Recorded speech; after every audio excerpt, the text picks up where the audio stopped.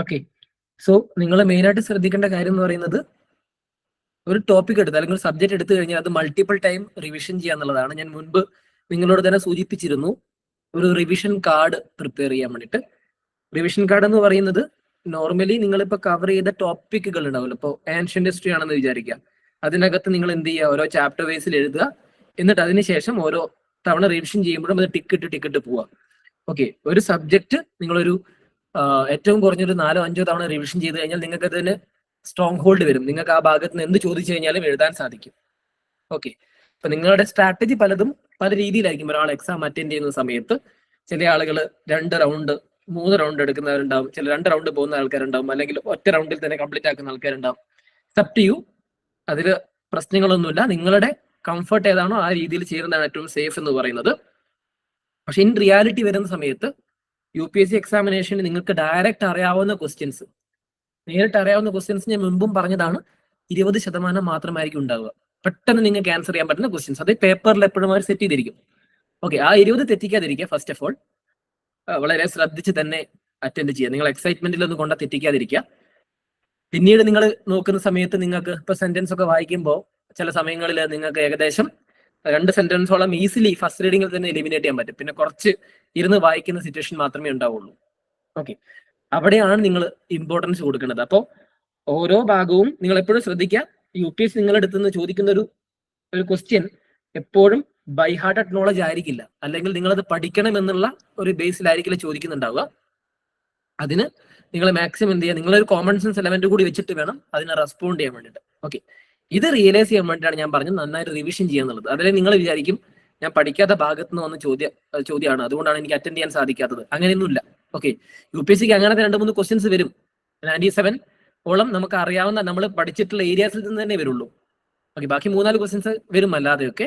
പിന്നെ കഴിഞ്ഞ കുറച്ച് വർഷങ്ങളായിട്ട് UPSC തരുന്ന കീകളിലും തെറ്റുണ്ട്, ഇല്ലാന്ന് ഞാൻ പറയുന്നില്ല. UPSC കീയിലും ചെറിയ മിസ്റ്റേക്സ് ഒക്കെ വരുന്നുണ്ട്. സോ അത് ഉണ്ടാവാറുണ്ട്. പക്ഷെ അത് 1-2 മിസ്റ്റേക്സ് മാത്രമേ ഉണ്ടാവാറുള്ളൂ.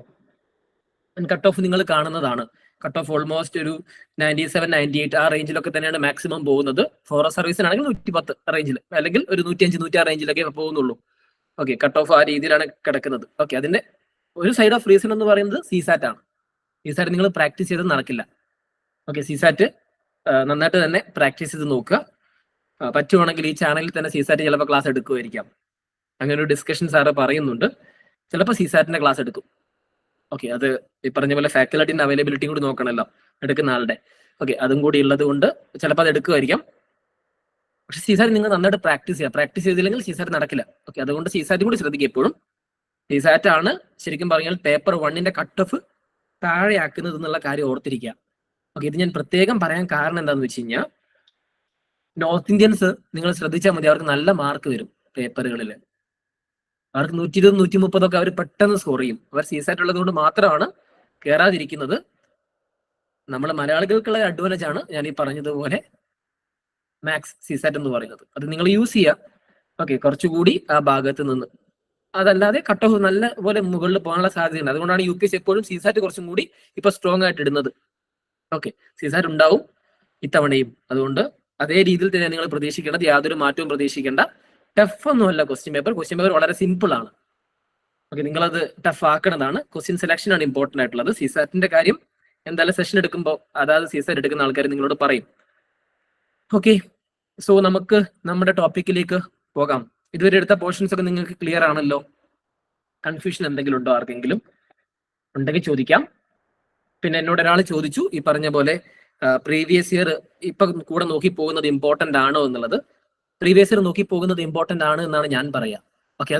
അത് നിങ്ങൾക്ക് തന്നെ ഓൾറെഡി മനസ്സിലായിട്ടുള്ളതാണ് നമ്മുടെ സെഷൻ എടുക്കുന്ന സമയത്ത്, അല്ലെ? സെഷൻ എടുക്കുന്ന സമയത്ത് നിങ്ങൾ കാണുന്നതാണ് പ്രീവിയസ് ഇയർ എന്നാണ് മെജോറിറ്റി ക്വസ്റ്റ്യൻ ചോദിക്കുന്നത്. ഓക്കെ. ചില ആൾക്കാർ 2 രീതിയിലാണ്. നമ്മളിപ്പോ 1979 മുതലുള്ള പ്രീവിയസ് ഇയർ ഡിസ്കസ് ചെയ്ത് പോകുന്നുണ്ട് സെഷൻ എടുക്കുന്ന സമയത്ത്. അപ്പൊ നിങ്ങൾക്ക് ഹിസ്റ്ററിന്റെ PYക്ക് നിങ്ങൾക്ക് അതുപോലെ തന്നെ ക്ലിയർ ആയിട്ട് പോകും എന്ന് ഞാൻ വിചാരിക്കുന്നു. ഓക്കെ. അപ്പൊ അതല്ലാതെ പൊളിറ്റി സബ്ജക്ട് നിങ്ങൾ അതേപോലെ പ്രീവിയസ് ഇയർ നോക്കുന്നത് എപ്പോഴും നല്ലത് തന്നെയാണ്.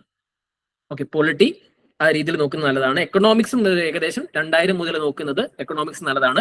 ജോഗ്രഫിയും 1979 മുതൽ നോക്കുന്നത് നല്ലത് തന്നെയാണ്. കാരണം ജോഗ്രഫി ഒക്കെ നോക്കുന്ന സമയത്ത് ഞാൻ മനസ്സിലാക്കിയുള്ള റിയാലിറ്റി എന്ന് പറയുന്നത് അതിനകത്തുള്ള ഓപ്ഷൻസ് പോലും അവര് എക്സാക്ട്ലി റിപ്പീറ്റ് ചെയ്യാറുണ്ട്.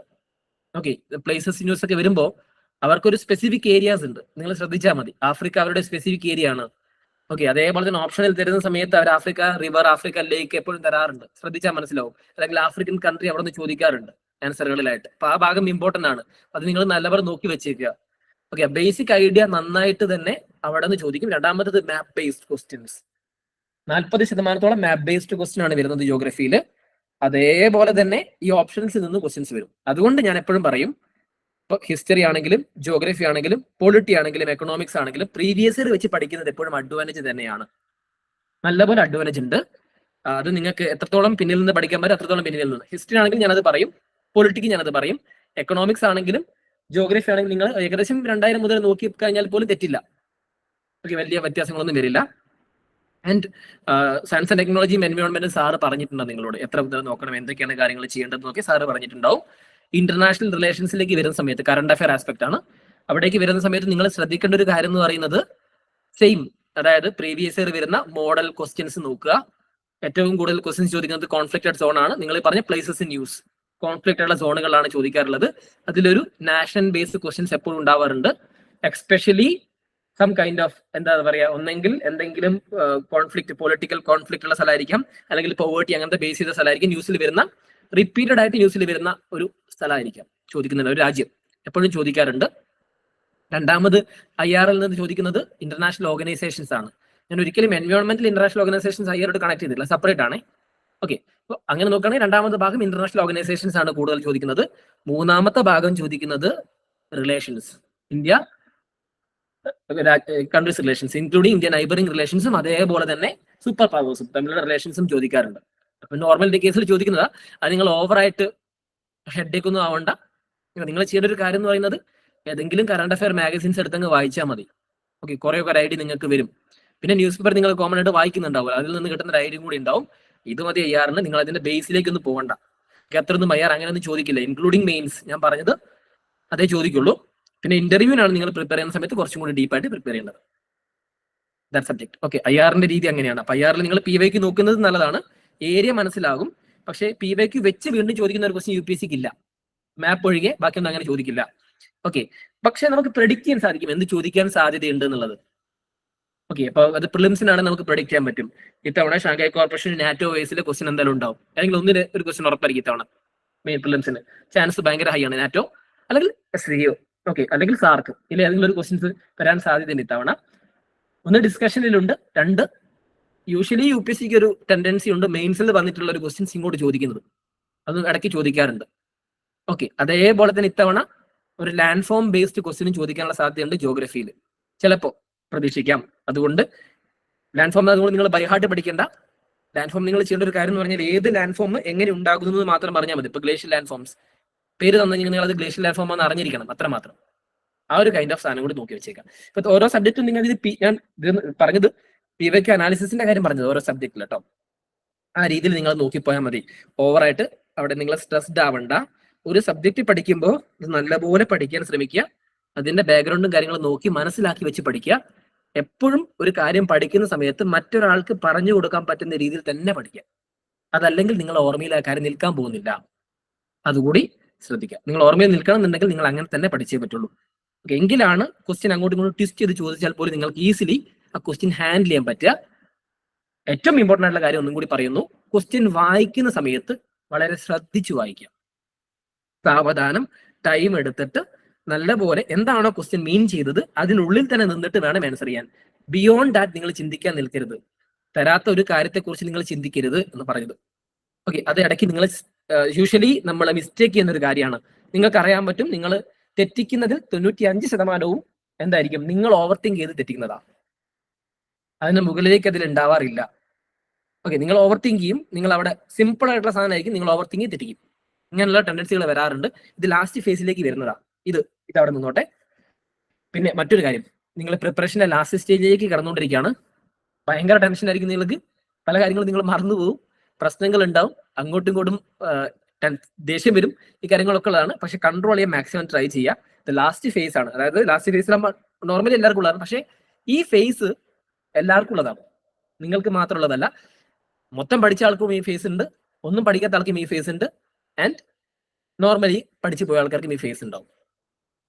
ഓക്കെ, അതാണ് യൂഷ്വലി ഉണ്ടാവാറുള്ളത്. ആ ഫേസിൽ ആ ടെൻഷനാണ് എല്ലാവർക്കും ഉണ്ടാവുക. പക്ഷെ അത് നിങ്ങൾ നോർമലി ഹാൻഡിൽ ചെയ്താൽ മതി, പ്രശ്നങ്ങളൊന്നും ഉണ്ടാവില്ല അവിടെ. ഓക്കെ, ഞാൻ പറഞ്ഞതിനർത്ഥം നിങ്ങൾ അതിനെ വെച്ച് കോംപ്ലിക്കേറ്റഡ് ആക്കണ്ട. ഓക്കെ, ചിലപ്പോൾ ടെൻഷൻ അടിച്ചിട്ട് പഠിക്കാതിരിക്കും 2 ദിവസം. നിങ്ങൾ അങ്ങനെയൊന്നും ചെയ്യണ്ട. നിങ്ങൾ ഒരു ദിവസം കൺസിസ്റ്റന്റ് ആയിട്ട് പഠിച്ചിട്ട് പോവുക. ഒരിക്കലും മുമ്പിൽ വരുന്ന കാര്യത്തെക്കുറിച്ച് ചിന്തിക്കാതിരിക്കുക. ഓക്കെ, ഞാൻ പറഞ്ഞത് നാളെ ഇത് കംപ്ലീറ്റ് ആക്കാൻ പറ്റുമോ, എനിക്കിത് പഠിച്ച് കംപ്ലീറ്റ് ആക്കാൻ പറ്റുമോ, ഈ കാര്യം ചിന്തിക്കണ്ട. നിങ്ങൾ പഠിക്കുന്ന പോർഷൻ മര്യാദയ്ക്ക് പഠിക്കും. ഓക്കെ, അത് നിങ്ങളൊരു ഭാഗം പഠിക്കുന്നു, അതൊന്ന് മര്യാദയ്ക്ക് പഠിച്ചിട്ട് പോവുക, നല്ലപോലെ മനസ്സിലാക്കിയിട്ട് പഠിച്ചിട്ട് പോവുക. ഒരു ക്വസ്റ്റ്യൻ തരുന്ന സമയത്ത് അത് നല്ലപോലെ വായിക്കാൻ ട്രൈ ചെയ്യുക എന്ന് മാത്രമാണ്. എപ്പോഴും നമ്മൾ ചിന്തിക്കേണ്ട കാര്യം അത് മാത്രമാണ്. ഓക്കെ, ഒരു എലിമിനേഷൻ ഉള്ള സാധനം നിങ്ങൾ ഓവറായിട്ട് അങ്ങനെ ചിന്തിക്കരുത്. ചിലപ്പോൾ ആൾക്കാർ അങ്ങനെ പറയും, 50 രൂപയ്ക്ക് എലിമിനേഷൻ, 100 രൂപയ്ക്ക് എലിമിനേഷൻ, അത് ഇത് എന്നൊക്കെ പറയും. അതൊക്കെ ഉണ്ട്, ഇല്ല എന്ന് ഞാൻ പറയുന്നില്ല. പക്ഷേ അത് കോമൺ സെൻസ് ആണ്. ബേസിക്കലി നിങ്ങൾക്ക് കോമൺ സെൻസ് ഉണ്ടെങ്കിൽ ചെയ്യാൻ പറ്റും. ഓക്കെ, ഇപ്പൊ നിങ്ങൾ ഈ പറഞ്ഞ ഇത്രയും ലക്ഷം ആൾക്കാർ ഈ എലിമിനേഷൻ ക്ലാസ്സിൽ പോയിട്ടുണ്ടെങ്കിൽ പാസ്സായി പോകില്ലേ? UPSC നന്നായിട്ട് അറിയാം, അങ്ങനെയൊന്നും അത് ചെയ്യില്ല. പക്ഷേ ബേസിക് കണ്ടന്റ് ഉണ്ടെങ്കിൽ 100% ഷുവർ നിങ്ങൾ പ്രിലിംസ് കയറിയിരിക്കും. PSAT നിങ്ങൾ ഓക്കെ ആണെങ്കിൽ, നോ ഡൗട്ട്. അത് നിങ്ങൾക്ക് മനസ്സിലാകുന്നത് എപ്പോഴാണെന്ന് അറിയാമോ? നിങ്ങൾ എക്സാമിനേഷൻ ഹാളിൽ കഴിഞ്ഞ് പുറത്തെത്തി നിങ്ങൾ 2 ദിവസം കഴിഞ്ഞ് നിങ്ങൾ പേപ്പർ നോക്കുന്ന സമയത്ത് ഇത് ഞാൻ എന്തുകൊണ്ട് തെറ്റിച്ച് നിങ്ങൾക്ക് അപ്പം തോന്നും. ഇത് ഞാൻ പഠിച്ചതായിരുന്നു, അല്ലെങ്കിൽ ഞാൻ ഇത് എന്തുകൊണ്ട് തെറ്റിപ്പോയി, ഞാൻ വായിച്ചത് ടെൻഷനാണ്. അതാണ് മെയിൻ പ്രശ്നം, വായിച്ചത് കോംപ്ലിക്കേറ്റഡ് ആക്കുന്നതാണ്. അങ്ങനെ ചെയ്യരുത്. ഓക്കെ, ഇത്രയും കാര്യങ്ങൾ ശ്രദ്ധിക്കുക. ഇനി വരുന്ന സമയത്തെങ്കിലും നിങ്ങൾ ഓരോ ക്വസ്റ്റ്യൻ, നിങ്ങൾ ടെസ്റ്റ് സീരീസ് ചെയ്യാൻ പോവല്ലേ, ചെയ്യുന്നുണ്ടാവുമല്ലോ പല ആളുകളും.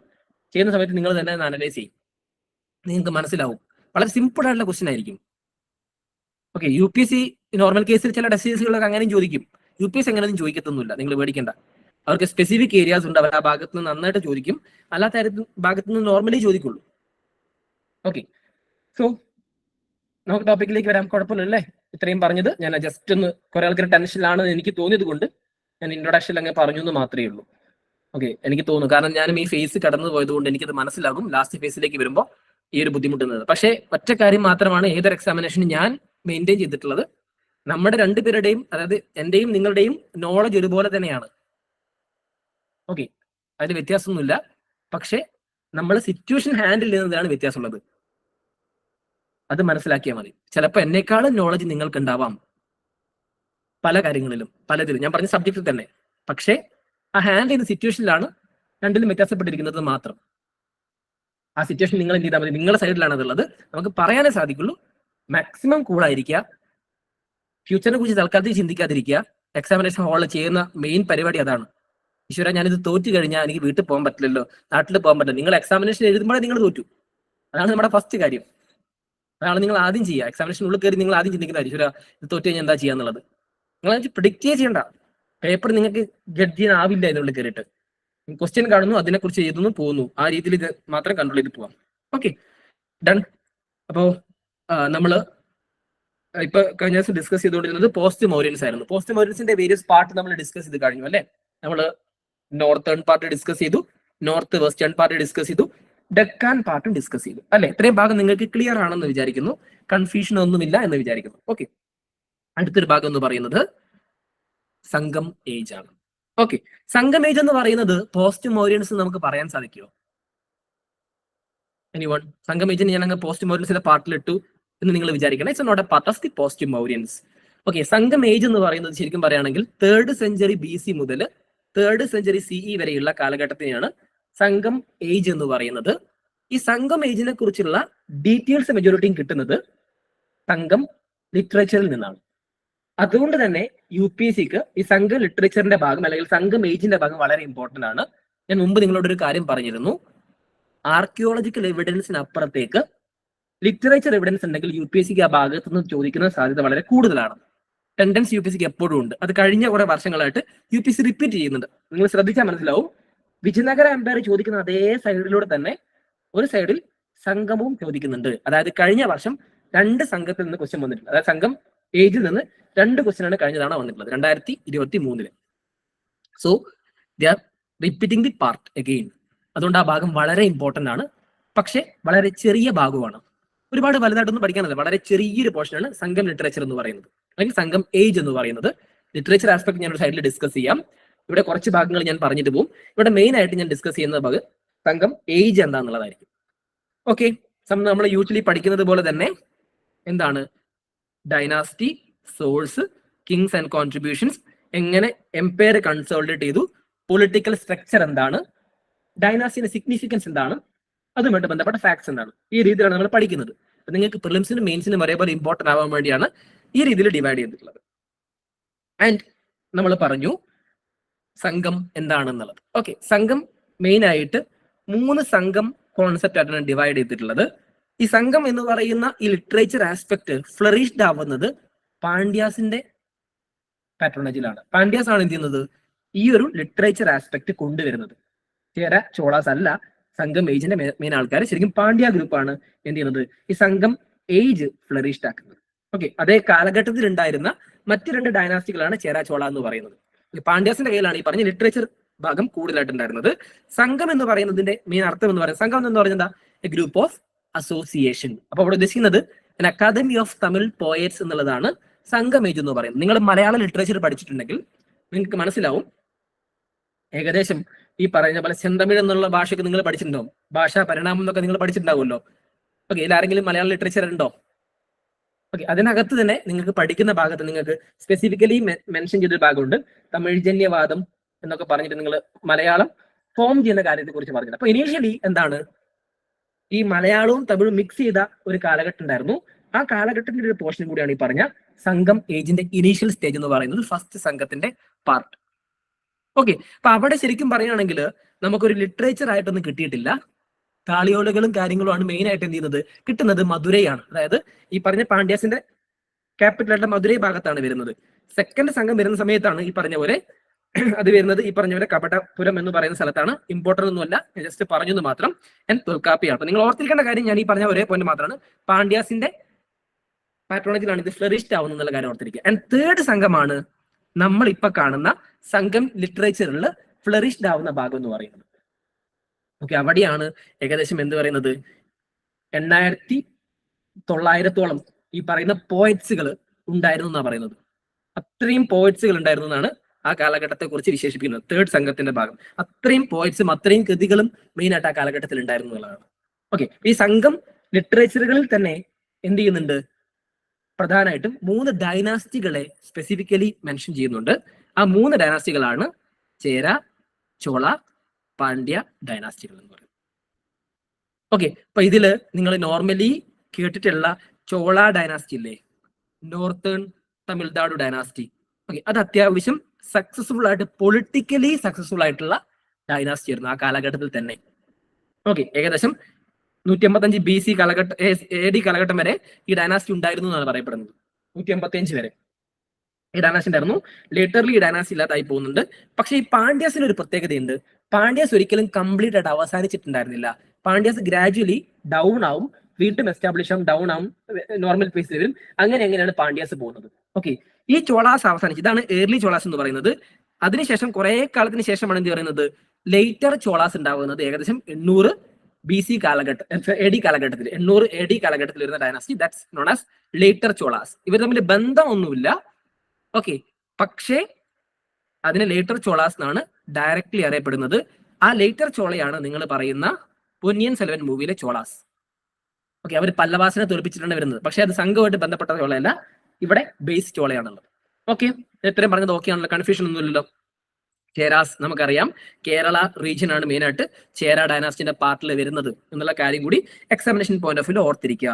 ആൻഡ് ഈ പറയുന്ന സംഘം ലിറ്ററേച്ചർ ഉള്ളത് കൊണ്ട് തന്നെയാണ് ഇതിനെ മറ്റു സ്ഥലത്തു നിന്നും വ്യത്യസ്തമായി നിർത്തുന്നത്. അതുകൊണ്ടാണ് സൗത്ത് ഇന്ത്യൻസിന് വ്യത്യസ്തമായ കൾച്ചർ ഉള്ളത് നിങ്ങൾ മനസ്സിലാക്കി വെക്കുക. ഓക്കെ, നമുക്ക് കേരളത്തിന് വ്യത്യസ്തമായ കൾച്ചർ ഉണ്ട്, തമിഴ്നാടിന് വ്യത്യസ്തമായ കൾച്ചർ ഉണ്ട്, ആന്ധ്രയ്ക്ക് വ്യത്യസ്തമായ ഒരു കൾച്ചർ ഉണ്ട്. ഓക്കെ, അതേപോലെ നിങ്ങൾ മനസ്സിലാക്കി കഴിഞ്ഞാൽ എന്തുകൊണ്ട് വെസ്റ്റ് ഈ പറയുന്ന നോർത്തിൽ വരുന്ന അറ്റാക്കുകൾ കമ്പാരിറ്റീവ്ലി കുറവായതുകൊണ്ട് ഇൻഡിജിനസ് ആയിട്ടുള്ള കൾച്ചർ സ്പ്രെഡ് ആക്കാൻ അവർക്ക് ഈസിലി സാധിച്ചിരുന്നു എന്നുള്ളതാണ്. അത് സെയിം ടൈം ട്രേഡും കാര്യങ്ങളും ഉണ്ടായിരുന്നു എന്നുള്ളത് നമുക്ക് ഓർത്തിരിക്കേണ്ട ഒരു കാര്യമാണ്. ഓക്കെ, അതേപോലെ തന്നെ മിഷനറി ആക്ടിവിറ്റീസും എന്തുണ്ടായിരുന്നു, സൗത്തിൽ ഉണ്ടായിരുന്നു പല കാലഘട്ടത്തിലും. ഓക്കെ, അങ്ങനെ എല്ലാ ആസ്പെക്റ്റിലും വരുന്നുണ്ട്. ഒരേ സമയം ഡെവലപ്മെന്റും ഒരേ സമയം എന്താണ്, എക്സ്റ്റേണൽ ഇൻഫ്ലുവൻസ് ഇല്ലാതെ അവരവരുടേതായിട്ടുള്ള കൾച്ചർ ഫോം ചെയ്യുന്നവർക്ക് സാധിച്ചിരുന്നു എന്നുള്ളതാണ്. അതുകൊണ്ടാണ് എന്ത് ചെയ്യുന്നത്, ഈ 3 ഡൈനാസ്റ്റികളും പ്രോപ്പർ ആയിട്ട് ഡെവലപ്പ് ആയിട്ട് പോയിട്ടുണ്ടായിരുന്നത്. This is A base idea of the സംഘം ലിറ്ററേച്ചർ, സംഘം ഏജ്. ഓക്കെ, ഇനി നമുക്ക് സംഘം ഏജിനെ കുറിച്ചുള്ള എവിഡൻസ് എവിടെ നിന്നൊക്കെ കിട്ടുന്നു എന്നുള്ളതാണ്. നമ്മൾ ആദ്യം പഠിക്കുന്നത് ഇൻസ്ക്രിപ്ഷൻ ആണ് അല്ലെ, അശോകൻ ഇൻസ്ക്രിപ്ഷൻസ്. ഓക്കെ, ഒരുപാട് അശോകൻ ഇൻസ്ക്രിപ്ഷൻസുകളിൽ സംഘം ലിറ്ററേച്ചറുകളെ കുറിച്ച് സ്പെസിഫിക്കലി മെൻഷൻ ചെയ്ത് പോകുന്നുണ്ട്. ഓക്കെ, സംഘം ലിറ്ററേച്ചറുകളിൽ സ്പെസിഫിക്കലി ഈ പറയുന്ന പോലെ തന്നെ ഈ കാര്യങ്ങൾ മെൻഷൻ ചെയ്തു. അശോകന്റെ ലിറ്ററേച്ചറിൽ നമ്മൾ ഒരു ക്വസ്റ്റ്യൻ വന്നിട്ടുണ്ട് 1998 ഏത് അശോകന്റെ ഇൻസ്ക്രിപ്ഷനിലാണ് ഈ പറയുന്ന സംഘം ഏജിനെ കുറിച്ച് പറയുന്നത് എന്നുള്ള ഒരു കാര്യം ചോദിച്ചിരുന്നു. ഇതേപോലുള്ള ക്വസ്റ്റ്യൻസ് ചോദിക്കാറുണ്ട്. Okay, 2nd and 13th rock എഡിക്സിലാണ് അശോകൻ എന്ത് ചെയ്യുന്നത് 4 പ്രധാനപ്പെട്ട സൗത്ത് ഇന്ത്യൻ രാജ്യങ്ങളെ കുറിച്ച് സ്പെസിഫിക്കലി മെൻഷൻ ചെയ്യുന്നത്. ഒന്ന് ചേര, ചോളാസ്, അതേപോലെ തന്നെ പാണ്ഡ്യാസ്, പിന്നെ സത്യപുത്ര എന്ന് പറയുന്ന ഒരു ഗ്രൂപ്പിനെ കൂടി മെൻഷൻ ചെയ്യുന്നുണ്ട്. There is no direct evidence of the Satyaputras, but എന്ത് മനസ്സിലാക്കാൻ പറ്റും നമുക്ക്? ചോളാസ്, ചേരാസ്, പാണ്ഡ്യാസ് എന്നുള്ള കാര്യം മെൻഷൻ ചെയ്യുന്നുണ്ട്. ഈ ചേരാസിനാണ് ആ സമയത്ത് കേരള പുത്രാസ് എന്നുള്ള കാര്യം സ്പെസിഫിക്കലി മെൻഷൻ ചെയ്യുന്നത്. കേരള പുത്രാസ് ഓഫ് മലബാർ എന്നുള്ള കാര്യം മെൻഷൻ ചെയ്യുന്നുണ്ട് ആർക്കിയോളജിക്കൽ എവിഡൻസിൽ. അത് അശോകന്റെ ഇൻസ്ക്രിപ്ഷനിൽ പറയുന്നതാണ്. 2nd and 2ലും 13ലും റോക്ക് എഡിക്സിൽ പറയുന്നുണ്ട്. ഓക്കെ, അതിനുശേഷം വന്നിട്ടുള്ള ഒന്നാണ് ഹാത്തിഗുംബ ഇൻസ്ക്രിപ്ഷൻസ്. നമുക്കറിയാലോ ഹാത്തിഗുംബ ഇൻസ്ക്രിപ്ഷൻസ് ആരതാ? കിങ് ഖാരവേലന്റെ കലിംഗ. ഓക്കെ, ഏതാ dynasty? Very good, Jainism. Okay, ഏതാ ഡൈനാസ്റ്റി? ഇതാണ് ചേടി ഡൈനാസ്റ്റി, അല്ലെങ്കിൽ മറ്റൊരു ഡൈനാസ്റ്റി എന്താ? മഹാമേഘവാഹന ഡൈനാസ്റ്റി നമ്മൾ അറിയപ്പെടുന്ന ഡൈനാസ്റ്റി അല്ലെ. സോ ആ ഡൈനാസ്റ്റിയാണ് മെയിൻ ആയിട്ട് വരുന്നത്. എന്താണ്? ഉദയഗിരി ഖണ്ഡഗിരി കേവ്സിലാണ്, ഒഡീഷ ഭാഗത്ത്. അവിടെയും എന്തുണ്ട്? ഈ പറയുന്ന രീതിയിൽ എന്ത് മെൻഷൻ ചെയ്യുന്നുണ്ട്? സംഘം ലിറ്ററേച്ചർ, സംഘം ഏജിനെ കുറിച്ച് മെൻഷൻ ചെയ്യുന്നുണ്ട്. ഓക്കെ, അപ്പൊ അതൊന്ന്. അതേപോലെ തന്നെ ഒരുപാട് എക്സ്കവേഷൻസ് വരുന്നുണ്ട്. അരിക്കമേഡു എക്സ്കവേഷൻസ്, പോംപുഹാർ എക്സ്കവേഷൻസ്. ഓക്കെ, ഇതിൽ നിന്നും എവിഡൻസ് കിട്ടുന്നത് ആർക്കിയോളജിക്കൽ എവിഡൻസ്. റീസെന്റ് ആയിട്ട് ഒരു എക്സ്കവേഷൻ ഉണ്ടായിരുന്നു റിലേറ്റഡ് ടു സംഘം. What is that? Famous findings. അത് ഒരുപാട് കാര്യങ്ങൾ ചേഞ്ച് ചെയ്യുന്നതാണ്. കറന്റ്ലി അത് അക്സെപ്റ്റ് ചെയ്തിട്ടുള്ള ആർക്കിയോളജിക്കൽ സർവേ ഓഫ് ഇന്ത്യ 2015 മുതലായിരുന്നു അതിന്റെ സൈറ്റ് എക്സ്കവേഷൻ നടത്തിയിട്ടുണ്ടായിരുന്നത്. അതിന് ഒരുപാട് കാര്യങ്ങൾ അവിടെ ഉണ്ടായിരുന്നു. അവിടെ ഒരു മ്യൂസിയം ഇപ്പൊ നിലവിലുണ്ട് തമിഴ്നാട്ടിൽ. ഏതാണ് എക്സ്കവേഷന്റെ പേര്? ശിവഗംഗ ഡിസ്ട്രിക്റ്റിന്റെ ഭാഗത്താണ് ഇത് കിടക്കുന്നത്. ആരെങ്കിലും അതിട്ട് കണക്ട് ചെയ്യുന്ന ആരെങ്കിലും ഉണ്ടോ? കിരാടി എക്സ്കവേഷൻസ് കേട്ടിട്ടുണ്ടോ? കിരാടി എക്സ്കവേഷൻസ് കേട്ടിട്ടുണ്ടോ ആരെങ്കിലും? യെസ്. ഓക്കെ, കിരാടി എക്സ്കവേഷൻസ് ഇത് വളരെ ഫേമസ് ആയിട്ടുള്ള എക്സ്കവേഷൻ ആണ്. ഏകദേശം എന്താ പറയാ, മധുരൈ ടെമ്പിളിന്റെ ഭാഗത്തൊക്കെ ആയിട്ടാണ് ഈ എക്സ്കവേഷൻസ് നടന്നിട്ടുള്ളത് ഏകദേശം. ഓക്കെ, അപ്പൊ ഞാൻ പറഞ്ഞു 2015 മുതൽ എക്സ്കവേഷൻ നടക്കുന്നുണ്ട്. 2022 അതിന്റെ റിപ്പോർട്ട് സബ്മിറ്റ് ചെയ്യുന്നത്. ബട്ട് സ്റ്റിൽ എന്തില്ല, കംപ്ലീറ്റ് ചെയ്ത് അക്സെപ്റ്റ് ചെയ്തില്ല. അതിന്റെ കാരണം എന്താണെന്ന് വെച്ച് കഴിഞ്ഞാൽ നമ്മളിപ്പോ പറഞ്ഞില്ലേ, ഞാൻ നേരത്തെ നിങ്ങൾക്ക് പറഞ്ഞില്ല, 3rd സെഞ്ചുറി BC മുതൽ 3rd സെഞ്ചുറി AD വരെയാണ് സംഘം ഏജ് എന്ന് പറഞ്ഞില്ലേ. പക്ഷെ അതിനകത്തൊരു കാര്യം പറയുന്നുണ്ട്. ASI റിപ്പോർട്ടിൽ പബ്ലിഷ് ചെയ്യുന്ന ഒരു കാര്യമുണ്ട്. ഞാൻ പറഞ്ഞത് മാത്രം കേട്ടാൽ മതി. 800 BCE മുതൽ ആർക്കിയോളജിക്കൽ ഫൈൻഡിങ്സ് വരുന്നുണ്ടെന്നാണ് പറയുന്നത് സംഘം ഏജിനെ കുറിച്ച്. അതായത് ഏത് കാലഘട്ടം? ഇൻഡസ് വാലി സിവിലൈസേഷൻ വരുന്ന കാലഘട്ടത്തിലൊക്കെ എന്തുണ്ട്, ഈ സൈഡിൽ എന്ത് കാര്യം കൂടി വരുന്നുണ്ടെന്ന് പറയുന്നുണ്ട്. At same time Tamil Nadu early historic പീരീഡിന്റെ അതേ എവിഡൻസ് ഉണ്ടായിരുന്നു എന്നൊക്കെ കണക്ട് ചെയ്ത് പറയുന്നുണ്ട്. ബട്ട് എന്താണ്, എവിഡൻസിന്റെ ഷോർട്ടേജ് കൊണ്ട് വീണ്ടും ഒരു എക്സ്കവേഷൻ അവിടെ പോകുന്നുണ്ട്. അതുകൊണ്ടാണ്, കാരണം ഇത് അക്സെപ്റ്റ് ചെയ്യാൻ ബുദ്ധിമുട്ടായതുകൊണ്ട് തന്നെ വീണ്ടും എക്സ്കവേഷന് പോകുന്നു എന്നുള്ള കാര്യം.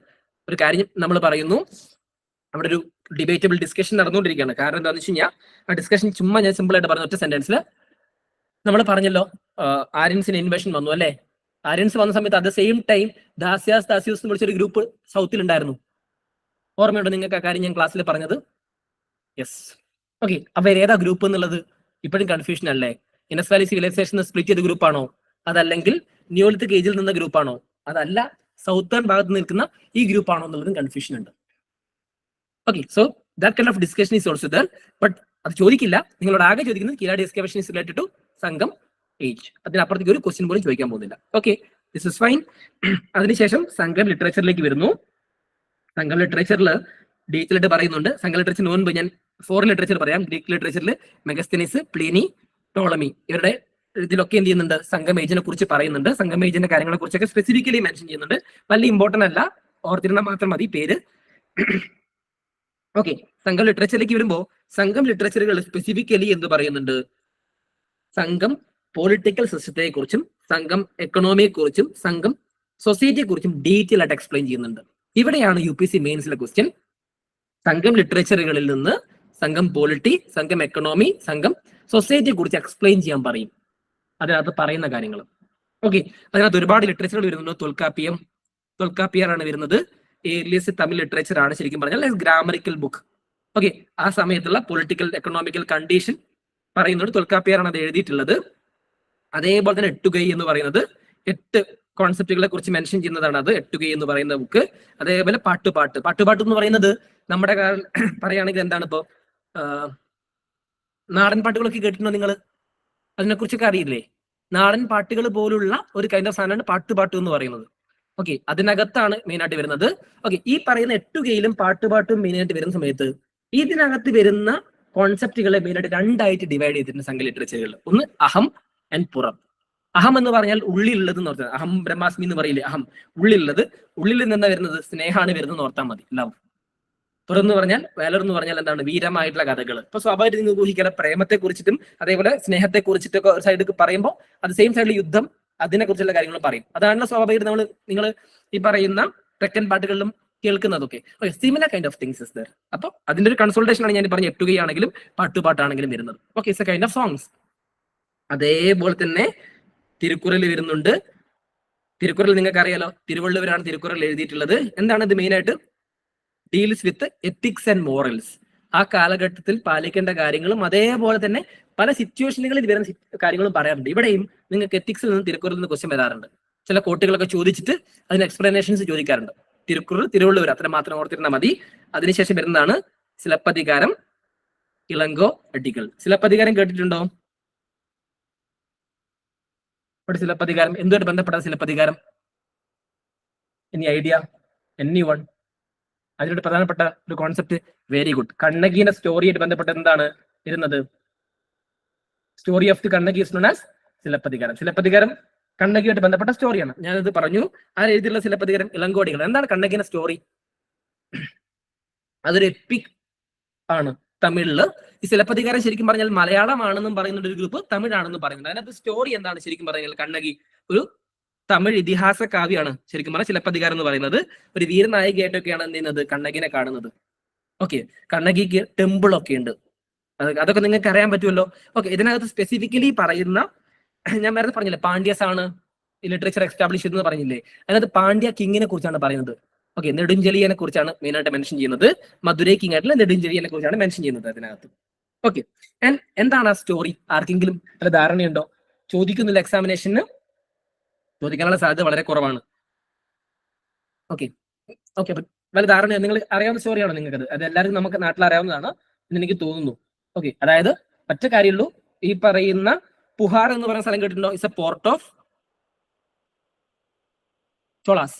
ഓക്കെ, ശരിക്കും പറഞ്ഞാൽ ഈ പറഞ്ഞ പുഹാറില് ഒരു മർച്ചന്റ് ആയിരുന്നു ഈ പറഞ്ഞ മാണിക്യൻ എന്ന് പറയുന്ന ആള്. ഈ മാണിക്യന്റെ മകളാണ് കണ്ണകി എന്ന് പറയുന്നത്. ഓക്കെ, കണ്ണകി എന്ത് ചെയ്യുന്നുണ്ട്? മക്കട്ടുവൻ എന്ന് പറഞ്ഞ രാജാവിന്റെ മകനായിട്ടുള്ള കോവലനെ കല്യാണം കഴിക്കുന്നുണ്ട്. ഓക്കെ, ഇനീഷ്യലി അവർ വളരെ സന്തോഷമായിട്ടൊക്കെ ജീവിച്ചിരുന്നത്.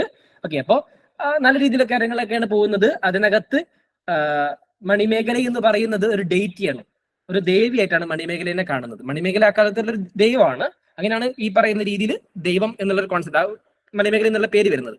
ഓക്കെ, കുറെ കാലത്തിന് ശേഷം എന്ത് ചെയ്യുന്നു വെച്ച് കഴിഞ്ഞാൽ കോവലന് ഒരു ഡാൻസർ ആയിട്ടുള്ള ഒരു മാധവി എന്ന് പറയുന്ന ഒരു ഡാൻസറോട് പ്രേമം വരുന്നു. അങ്ങനെ എന്ത് ചെയ്യുന്നു? പുള്ളിക്കാരന്റെ എൻ്റയർ വെൽത്ത് മൊത്തം പുള്ളി അതിനു വേണ്ടി സ്പെൻഡ് ചെയ്യാണ്, സ്വാഭാവികം. ഓക്കെ, അതിനുശേഷം പുള്ളിക്കാരന് അബദ്ധം പറ്റിയെന്ന് മനസ്സിലാകുന്നു. തിരിച്ച് കണ്ണകിയുടെ അടുത്ത് വരുന്നു. കണ്ണകി ക്ഷമിക്കുന്നു. പക്ഷേ ഞാൻ പറഞ്ഞു നേരത്തെ, കോവലൻ ഇനീഷ്യലി പണക്കാരനായിരുന്നു, ഇപ്പൊ പട്ടിണി പാവായി പോയി. സ്വാഭാവികമായിട്ട് കണ്ണകിന്റെ അടുത്ത്, കണ്ണകി ഡാൻസറാ നിങ്ങൾക്ക് അറിയാം, കണ്ണകിന്റെ അടുത്ത് ചിലമ്പുണ്ട്, ചിലമ്പ് പോലൊരിതുണ്ട്, അതിന് മൊത്തം വജ്രങ്ങളാണുള്ളത്. കണ്ണകി എന്ത് ചെയ്യും? ഇത് ആർക്ക് കൊടുക്കും?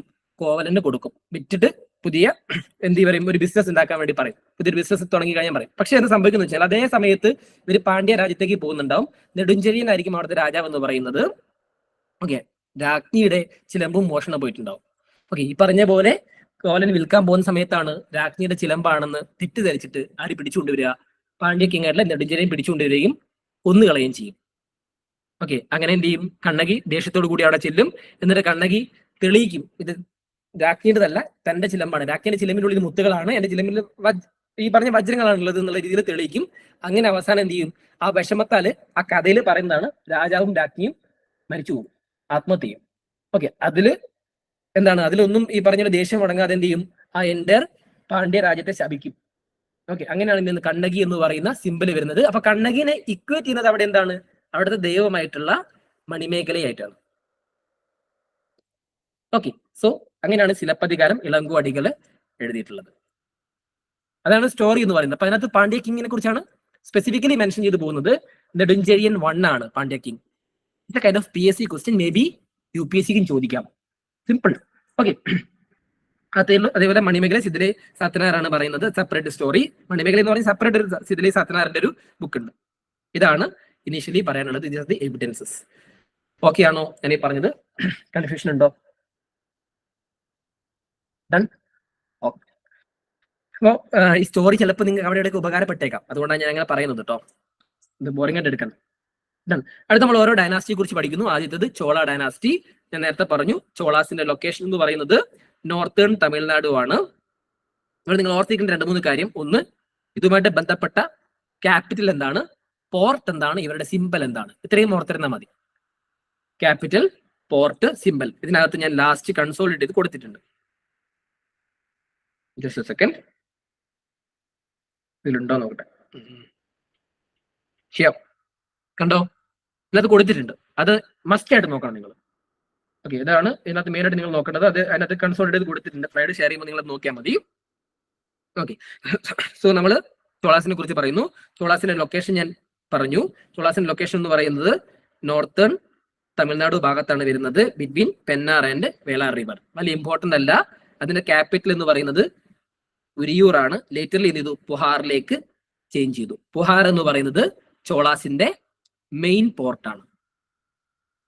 ഓക്കെ. ഇമ്പോർട്ടന്റ് പോർട്ടാണ് അവരുടെ. ആൻഡ് അതേപോലെ തന്നെ നേരത്തെ പറഞ്ഞ അരിക്കമേഡു എക്സ്കവേഷൻ ഓർമ്മയുണ്ടല്ലോ. അരിക്കമേഡു എക്സ്കവേഷനിൽ കിട്ടുന്ന ഡീറ്റെയിൽസ് എന്ന് പറയുന്നത് ചോളാസിനെ കുറിച്ചാണ്.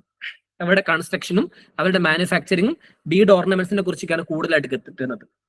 ഓക്കെ. അതുകൊണ്ട് തന്നെ ഈ പറയുന്ന അരിക്കമേഡൂസിനെ mother of all bead centres in the world എന്നൊരു ടേം പറഞ്ഞിട്ടുണ്ട് archaeological survey of India. Okay. അത് ചോദിക്കുന്നൊന്നും എനിക്കറിയില്ല. ഞാൻ ആ സമയത്ത് വന്നപ്പോൾ പറഞ്ഞു മാത്രം. ഇതൊരു കണക്ട് ചെയ്ത് വന്നപ്പോൾ ജസ്റ്റ് ഒന്ന് പറഞ്ഞതാണ്. ഓക്കെ. ഉരിയൂർ ഞാൻ പറഞ്ഞു ഫേമസ് ആയിട്ടുള്ള കോട്ടൺ ട്രേഡും കൂടിയാണ്. ആ കാലഘട്ടത്തിൽ കോട്ടൺ ട്രേഡ് നടക്കുന്നുണ്ട്. ആൻഡ് അവരുടെ സിമ്പൽ എന്ന് പറയുന്നത് ടൈഗർ ആണ്. ഓക്കെ. പെട്ടെന്ന് നിങ്ങൾ മറന്നു പോകാതിരിക്കണം എന്നുണ്ടെങ്കിൽ, ഇതൊരു ബന്ധമല്ലെങ്കിൽ പോലും നിങ്ങൾ ചോളാസ് എന്ന് പറയുമ്പോൾ നിങ്ങളുടെ മനസ്സിൽ ആദ്യം ഓർമ്മ വരാൻ സാധ്യതയുള്ളത് വിക്രത്തിനായിരിക്കും ചിലപ്പോൾ പെട്ടെന്ന് ഓർമ്മ വരിക. ഓക്കെ. ഒരു ടൈഗർ ക്യാരക്ടർ പോലെ നിങ്ങൾക്ക് ഓർമ്മയുണ്ടെങ്കിൽ നിങ്ങൾ അങ്ങനെ എടുത്താൽ മതി. ആ ചോളാസ് ഈ ചോളാസ് തമ്മിൽ ബന്ധമില്ല. ഓക്കെ. പക്ഷെ എന്നാൽ പോലും നിങ്ങൾക്ക് അങ്ങനെ ഓരോ ഓർമ്മ കിട്ടണമെന്നുണ്ടെങ്കിൽ, ടൈഗർ എന്ന രീതിയിൽ ഓർത്തിരിക്കണം എന്നുണ്ടെങ്കിൽ അവരുടെ ക്യാരക്ടർ അവരത്രയും പവർഫുൾ ആണെന്ന് ഓർത്താൽ മതി. Compared with Pandyas and Cheras, there powerful. Political there powerful. ആ കാലഘട്ടത്തിലുള്ള 2 പ്രധാനപ്പെട്ട റൂളർ ആയിരുന്നു. ഒന്ന് എലര എന്ന് പറയും. ഫസ്റ്റ് ഇമ്പോർട്ടന്റ് ചോള കിങ് ആണ്. സെക്കൻഡ് BC അദ്ദേഹം ഭരിച്ചിരുന്നത്. അദ്ദേഹം എന്ത് ചെയ്തിട്ടുണ്ട്? ശ്രീലങ്ക ഒക്കെ പിടിച്ചെടുത്തിട്ടുണ്ട് അന്നത്തെ കാലഘട്ടത്തിൽ. അപ്പൊ നിങ്ങൾക്ക് ഊഹിക്കാം നേവി ആ കാലഘട്ടത്തിൽ സ്ട്രോങ് ആയിരുന്നു എന്നുള്ളത്. ഓക്കെ. രണ്ടാമത്തെ രാജാവ് എന്ന് പറയുന്നത് കരിക്കാലയാണ്. ശരിക്കും പറഞ്ഞാൽ മോസ്റ്റ് പവർഫുൾ ചോള റൂളർ ആണ് കരിക്കാല എന്ന് പറയുന്നത്. ഓക്കെ. ഇദ്ദേഹമാണ് ഞാൻ നേരത്തെ പറഞ്ഞിട്ടുള്ള സിറ്റി പറഞ്ഞത് ഓർമ്മയുണ്ടോ? ഇനിഷ്യലി ഉരിയൂർ. ആ സിറ്റിയിൽ നിന്ന് പുഹാറിലേക്ക് ക്യാപിറ്റൽ മാറ്റുന്നത്. ഓക്കെ. പുഹാർ എന്ന് പറയുന്ന സിറ്റി കണ്ടുപിടിക്കുന്നത് ഞാൻ ഈ പറഞ്ഞ കരികാലയാണ്. ഓക്കെ. അദ്ദേഹം ഒരു ഡാം കൺസ്ട്രക്ട് ചെയ്യുന്നുണ്ട്. ഓക്കെ. ആ ഡാമിന്റെ പേരാണ് കല്ലനൈ ഡാം എന്ന് പറയും. അദ്ദേഹം കൺസ്ട്രക്ട് ചെയ്യുന്ന ഇത് മാത്രമേ ഇതിനകത്ത് പഠിക്കാനുള്ളൂ മെയിൻ ആയിട്ട്. അതിനപ്പുറത്തേക്ക് നിങ്ങൾ പഠിക്കാനില്ല. ഓക്കെ. ഡാം കൺസ്ട്രക്ട് ചെയ്യുന്നത് കാവേരി റിവറിന്റെ തീരത്താണ്. ഓക്കെ. എന്തുകൊണ്ട് ഞാനിത് പറഞ്ഞെന്ന് വെച്ച് കഴിഞ്ഞാൽ, there is a discussion of this Kallanai Dam in Rajya Sabha TV related to Tamil Nadu culture. എന്തുകൊണ്ടാണെന്ന് വെച്ച് കഴിഞ്ഞാൽ, തമിഴ്നാട് കൾച്ചറുമായിട്ട് ബന്ധപ്പെട്ടിട്ട് ഒരു ഡിസ്കഷൻ രാജ്യസഭ TVയിൽ ഉണ്ടായിരുന്നു, political system of the Tamil Nadu എന്ന് പറഞ്ഞിട്ട്. അതിനകത്ത് ഇതുമായിട്ട് ബന്ധപ്പെട്ടിട്ടുള്ള കാര്യങ്ങളൊക്കെ പറയുന്നുണ്ട്. അപ്പോൾ അതിനകത്ത് ഡിസ്കസ് ചെയ്ത് പോയപ്പോൾ ഈ ഡാമിനെ കുറിച്ചിട്ട് അതിനകത്ത് മെൻഷൻ ചെയ്തിട്ടുണ്ടായിരുന്നു, കല്ലനൈ ഡാമിനെ കുറിച്ചിട്ട്. അപ്പൊ അതുകൊണ്ടാണ് ഞാൻ അത് എടുത്ത് പറയാനുള്ള ഒരു കാരണം എന്ന് പറയുന്നത്. ഓക്കെ. ഇത് ഓർത്തിരിക്കുക. പിന്നെ ഇതിനകത്ത് വേറെ ഓർത്തിരിക്കേണ്ട ആവശ്യമില്ല, പട്ടിണിപ്പാല എന്ന് പറയുന്ന ഒരു തമിഴ് പോയമുണ്ട്. സംഘം ലിറ്ററേച്ചറിൽ ബന്ധപ്പെട്ട ഒരു പോയമാണ്. ഇതിനകത്താണ് ഈ പറഞ്ഞ കല്ലനൈ ഡാമിനെ കുറിച്ചൊക്കെ പറയുന്നത്. അത്രയൊന്നും ഓർത്തിരിക്കേണ്ട ആവശ്യമില്ല. Examination point of view important അല്ല. കരികാലിനെ കുറിച്ച് ഇത് മാത്രം ഓർത്തിരുന്നാൽ മതി. പിന്നെ ബാറ്റിൽ ഓഫ് വെനി എന്ന് പറയുന്ന ബാറ്റിലാണ്. ഈ ബാറ്റിൽ ശരി പാണ്ഡ്യാസിന്റെയും ഗ്രൂപ്പിനെ എന്ത് ചെയ്യുന്നുണ്ട്? കരികാലൻ ചോളാസ് തോൽപ്പിക്കുന്നുണ്ട്. That's why I says that. ഇതും ഞാൻ നേരത്തെ പറഞ്ഞ പട്ടിണിപ്പാല എന്ന് പറഞ്ഞ തമിഴ് പോയത്തിലാണ് പറയുന്നത്. ഓക്കെ. ഞാൻ നേരത്തെ പറഞ്ഞ അതേ കാറ്റഗറിയിലാണ് ഇത് വരുന്നത്. ഓക്കെ. ഞാൻ കല്ലനൈ ഡാമിനെ കുറിച്ച് പറഞ്ഞു നിങ്ങളോട്. It's a famous place. Laterly sir അർത്ഥം കൊട്ടനാണ് എന്ത് ചെയ്യുന്നത്? സ്ഥലം റിനോവേറ്റ് ചെയ്യുന്നതൊക്കെ. ഓക്കെ, അതായത് സക്സസ്ഫുൾ ആയിട്ട് മിലിറ്ററി അച്ചീവ്മെന്റ്സ് ഉണ്ട്. ആൻഡ് ഒരുപാട് സ്ഥലങ്ങൾ അദ്ദേഹം എന്ത് ചെയ്തിട്ടുണ്ട്, കൾട്ടിവേഷൻ ആസ്പെക്ടിലേക്ക് കൊണ്ടുവന്നിട്ടുണ്ട്. ട്രേഡ് ആൻഡ് കൊമേഴ്സ് ഒക്കെ ഫ്ലറിഷ്ഡ് ആയതും ഈ പറയുന്ന കരികാലന്റെ കാലഘട്ടത്തിലാണെന്നുള്ള കാര്യം ഓർത്തിരുന്നാൽ മതി. ഓക്കെ, ഇത്രയും മാത്രമേ നിങ്ങൾക്ക് അതിനകത്ത് മെയിൻ ആയിട്ട് പഠിക്കാനുള്ളൂ.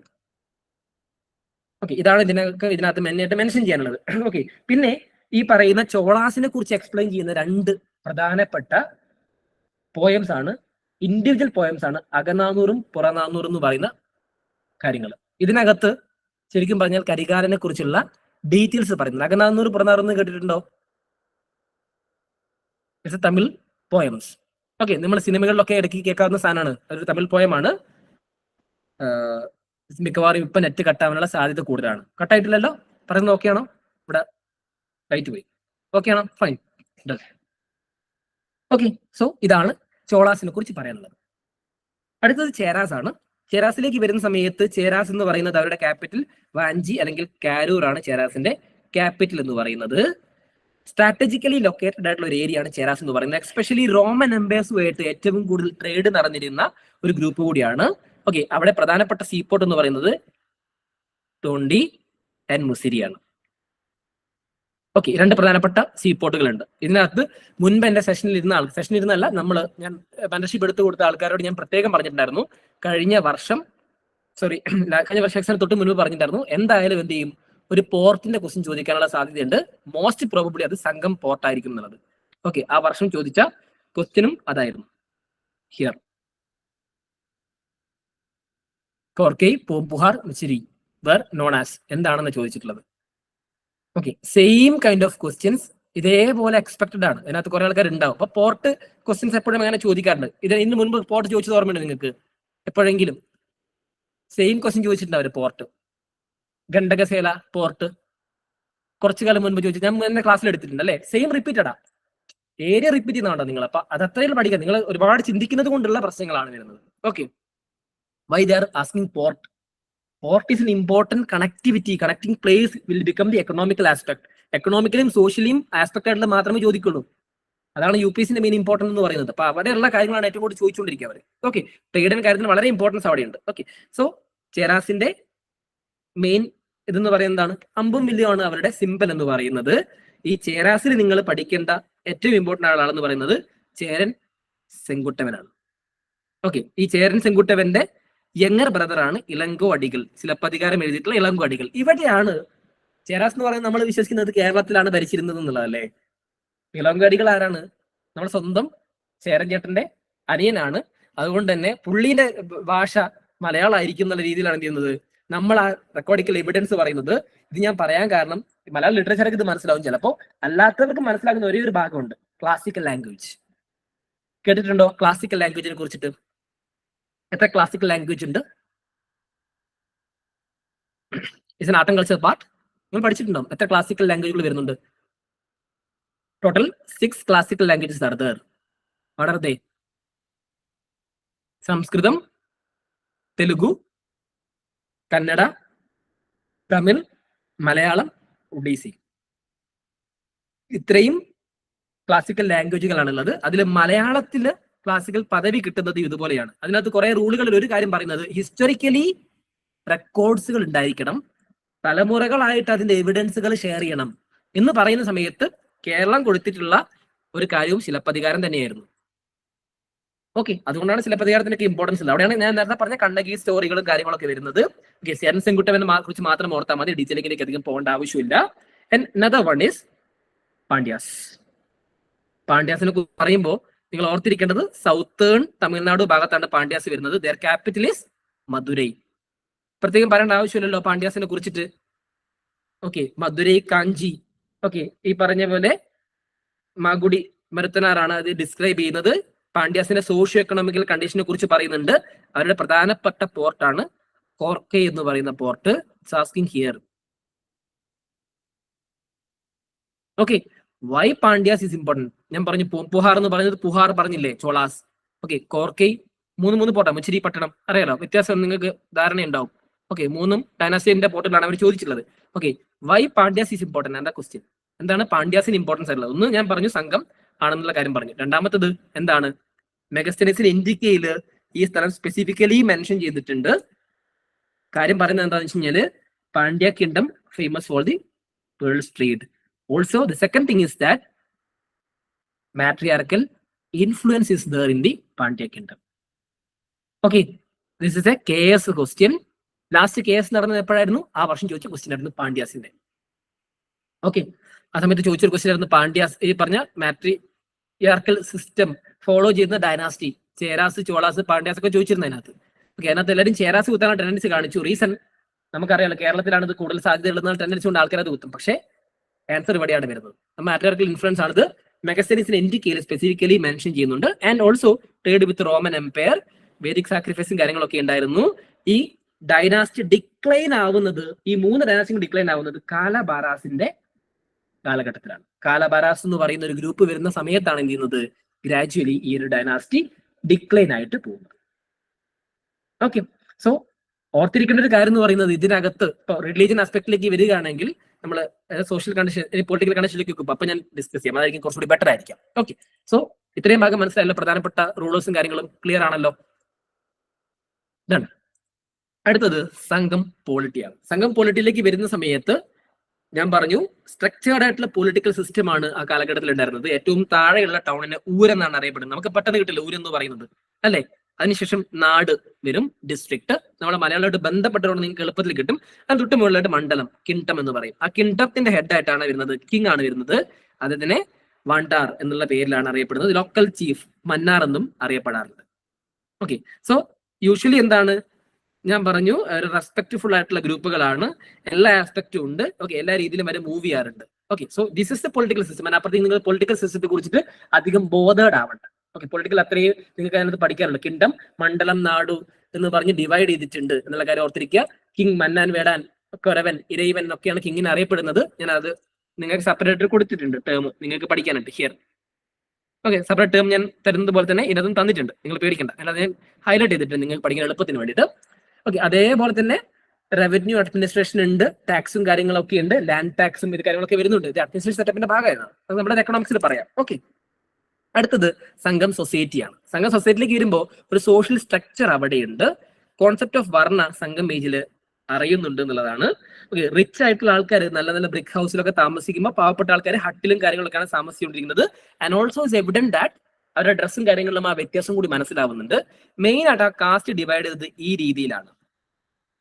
ഓക്കെ, അപ്പൊ നിങ്ങൾക്ക് എളുപ്പത്തിൽ മനസ്സിലാകുന്ന കുറച്ച് പേരുകൾ എന്താണ്? ഒന്ന്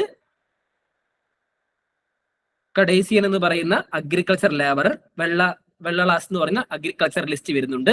അഗ്രികൾച്ചർ ലിസ്റ്റും അഗ്രികൾച്ചർ ലേബർ തമ്മിലുള്ള വ്യത്യാസം എന്താ? What is the difference? എന്താണ് തമ്മിലുള്ള വ്യത്യാസം? രണ്ടും ഒരേപോലുള്ള സാധനമാണല്ലോ പറയുന്നത്. ഒന്ന് പാടത്ത് പണിയെടുക്കുന്നവരും രണ്ടാമത്തെ ലാൻഡ് ഓണറുമാണ്. You are right. ഓക്കെ, രണ്ട് അവരുടെ സ്വന്തമായിട്ട് സ്ഥലം ഉണ്ടെന്ന് വിചാരിക്കാം. അവർക്ക് സ്വന്തമായിട്ട് സ്ഥലമുണ്ട് എങ്കിൽ അവർ വെള്ളാലാസ് ആണ് വരുന്നത്.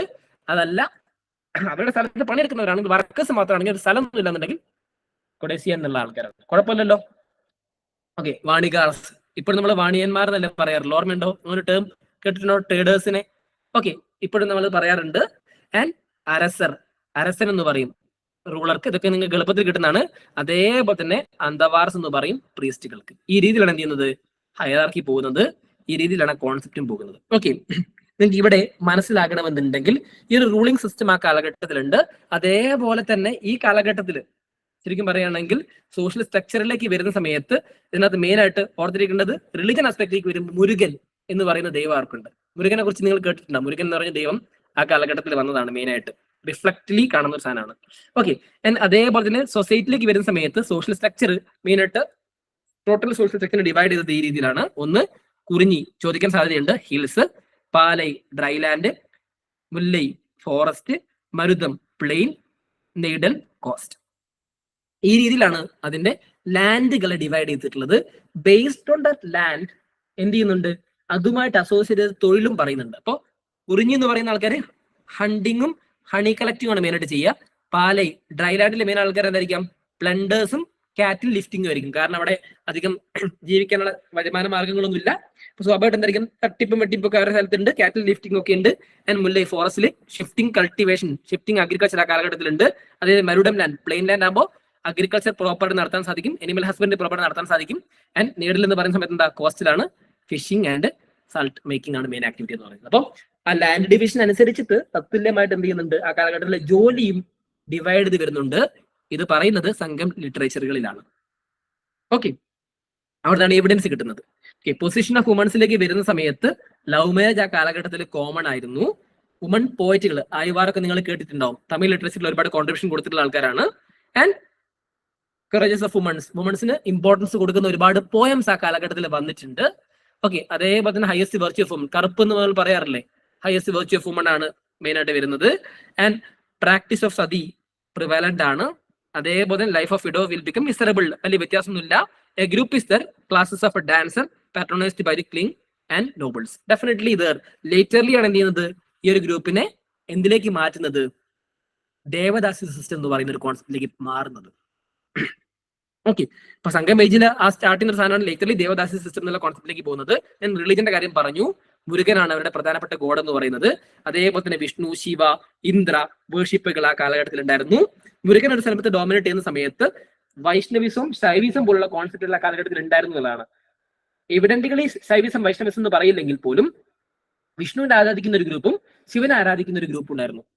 നിങ്ങൾ ദശാവതാരം എന്ന് പറഞ്ഞൊരു മൂവി കണ്ടിട്ടുണ്ടോ? നമ്മുടെ ഇദ്ദേഹത്തിന്റെ പേര് ഞാൻ മറന്നു, നാടന്റെ. ഓക്കെ, സോ ആ മൂവിയിൽ കാണിക്കുന്നില്ലല്ലോ വൈഷ്ണവിസം ശൈവിസം, കമൽഹാസന്റെ മൂവി, റൈറ്റ്? ഓക്കെ, കമൽഹാസന്റെ മൂവിയിൽ സ്പെസിഫിക്കലി കാണിക്കുന്നുണ്ട്. ഓക്കെ, അപ്പൊ അതൊരു ഡിവിഷൻ കാണിക്കുന്നില്ലേ? Not the time of Sangam age exactly, but similar kind of സാധനം ആ കാലഘട്ടത്തിൽ ഉണ്ടായിരുന്നു എന്നുള്ളതാണ്.